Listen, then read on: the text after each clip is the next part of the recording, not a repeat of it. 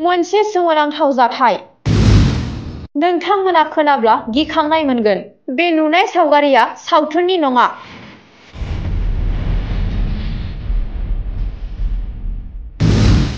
गोथैसालिनिफ्राय गोथैनि बेगें हाराफोरखौ सोरबा सिनाय मोनै दुथाङा बोखांनानै लांदों।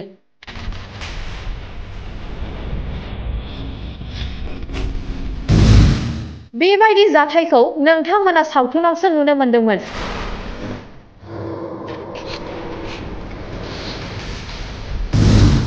नाथाय बे नुनो मोननाय जाथाया गुबुन हादरनि नङा, बेयो जादों थागिबि बर' ओनसोलावनो। बेबायदि जाथाय माने जोंनि सेमेट्रिनिफ्राय माने गोथै सह गोमानाय जों मालाबाबो नुफेराखैमोन। बेबायदि जाथाय जानाया बेनो फार्स्ट टाइम आरो बेबायदि जाफेराखैमोन आरो आं बेबायदि खोनाफेराखैमोन आरो बिदि नुफेराखैमोनबो आरो।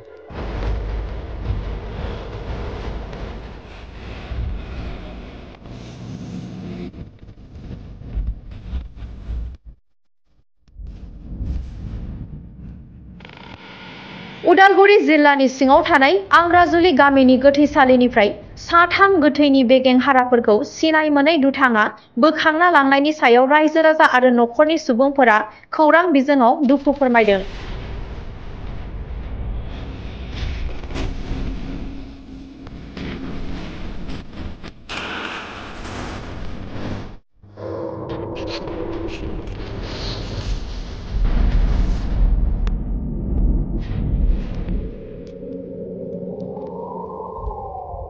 आङो बे जोंनि बे रायजोनि बे गोथैसालि बेखौहाय आङो सम सम फोसाबग्रोबाय थायो।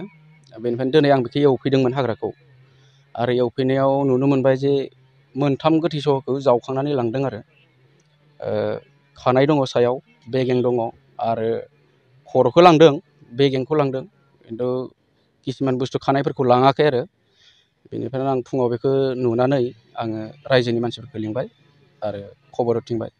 बेनिफ्राय रायजोआव बिदिनो दावराव जाबाय। दासिम बिदिसिम सफैबाय आरो मेडिया सिडिया सफैनायसिम। बेबायदि घटनाथ' मालाबाबो जाफेराखैमोन। बियो फार्स्ट टाइम आरो लाइफआव मालाबाबो नुफेराखैमोन। ओरैनोथ' खोनानो मथे जेनेबा दायो मानसिफ्रा गोबां सावरायसोगारदों, कनफिउस जाना दङ। मोननै अपसन नुहुरदों आरो। खोनानो मोननाय मथेबा बै बुद्धिस्ट धोरोमनि लामाफ्राबो बिदि नागिरो जाहैदों। दा बिसोर लांबाय बादि आरो किसुमान बुंदों बै गाज्रि सोलोंनाय, जेनेबा मा होनगोन दायना खालामनाय, बिसोरबो लाङो होनदों। दा रायजोफोरा गोनो गोथो जाना दं आरो। दाथ' रावबो नुवाखै नालाय, दा बबे मोनसेखौ हमनो बिदि जाना दं आरो काहानिया। बेथ' जोबोद दुखुनांथावना जाहैबाय। खारन मानो होनबा जोंनि रायजोआवनो जाबाय नालाय आरो बिदि जाथावै घटना बियो मोनसे। आरो जि जादों गाज्रि जादों। खारन बेयाव जायफ्रा दं थैलांबाय बिथांमोनखौ जों सनमान होनानैसो बेयाव जोङो फबफैनाय जायो। आरो बे गोथै सहखौनो जुदि जावखांना लाङोबा, हमना ला जेनेबा सोरबा बेफारखौनो खालामबाय, बे जोबोद गाज्रि जाहैबाय। बा गाज्रि सोलोंनायफोरानो लांबाय जेनेबा, बेबो गाज्रि जाहैबाय। बिनि थाखाय जोंनि थाखायथ' जोबोद दुखुनांथावना। बेखौथ' जेनेबा जोंबोथ' दायो गामि ओनसोलावनो थानाय। बेथ' गोदो गोदायनिफ्रायनो जों खोनाबोदों, सल'बाथा बायदि, नङा होमबा? आरो थारैनो गोबां बिदि बै मा होनगोन कुबिराजफोरा किसुमान बेमारखौ सोखामारोबो आरो बिथांमोननि बुंनायखौ जों मानिनोबो गोनां, नङा होमबा?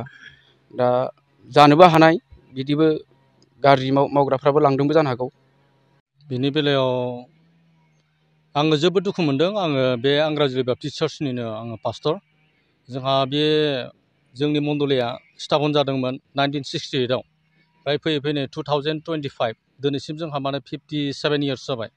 बेबायदि जाथाय माने जोंनि सेमेट्रिनिफ्राय माने गोथै सह गोमानाय जों मालाबाबो नुफेराखैमोन।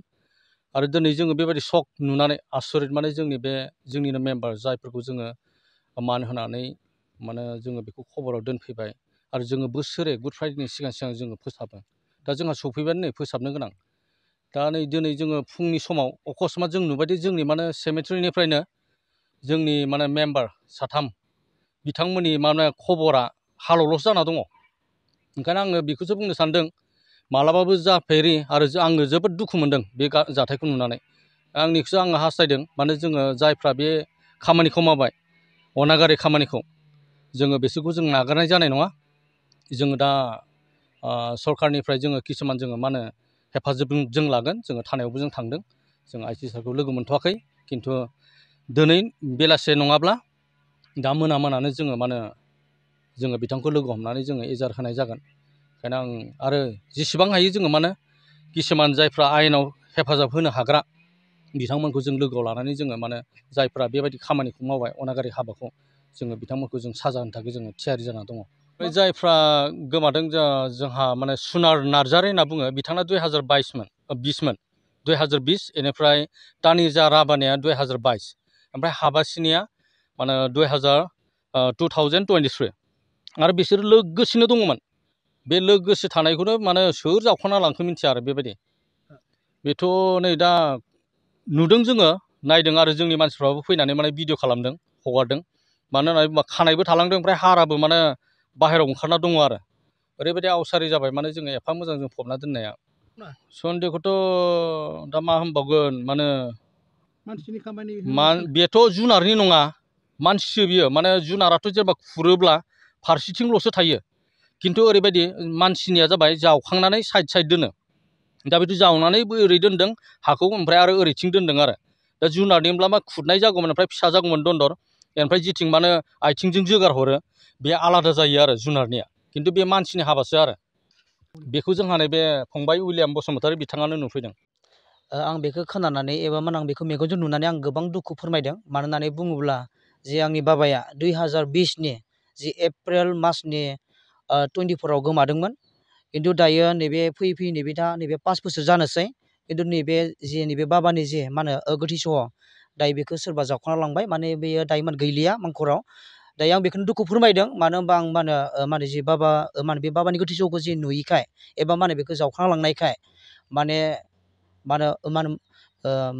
बेखौ बिदि खालामनांगौ जेनेबा बेखौ दायो माने आङो माने जोबोद दुखु फोरमायदों आरो बेबायदि खालामनाङा नामोन मानो होननानै बुङोब्ला जे बाबानि गोथै सहखौ आं गोसोखाङो मानो होननानै बुङोब्ला बेखौ आं बेयाव फैबानो आं गोबां माने नायफैनानै आङो माने गोसोखाङोमोन आरो नाथाय दायो आंनि बे मा होनो जे आंनि बाबा माने बिनि गोथै सहआ गैया ओंखायनो आं गोबां दुखु फोरमायदों आरो बेबायदि जाथाय जानाया बेनो फार्स्ट टाइम आरो बेबायदि जाफेराखैमोन आरो आं बेबायदि खोनाफेराखैमोन आरो बिदि नुफेराखैमोनबो आरो दा आं बेखौनो नुहरदों जेनेबा जे नैबे जे माने बे दिनाव जे माने बिदि गोमाबाय आं बेखौनो निस्सय आं बेखौनो जेनेबा आं माने साननानै नुहरदों बेबायदिनो गोमालांगोन नामा आरोबाव बिदिनो जाबावगोन नामा जाथायफोरा आं बेखौ एसे मा होनो सानहरनानै मोनदों आरो मानो होनबा जि बेबायदि जाथाया जाबाय आरो बिदि बार बिदि जाबाय थागोन नामा आं बेखौनो जेनेबा सानखांदों आरो जेन बिदि जानाङा ओरैनोथ' आङो बेखौनो सानदोंमोन जेनेबा मा होनो सन्देहथ' गैया खिन्थु आं मालाबा बेबायदि सानफेराखैमोन बिदि जागोन होननानै खिन्थु माब्ला बेबायदि जाफेरखो आं आसरित नांदों आरो ओरैनोथ' बियो मानसिनि खामानिसो बियो मानो होनबा बे जुनारनि खामानि नङा आरो बेयो मानसिसो बेखौ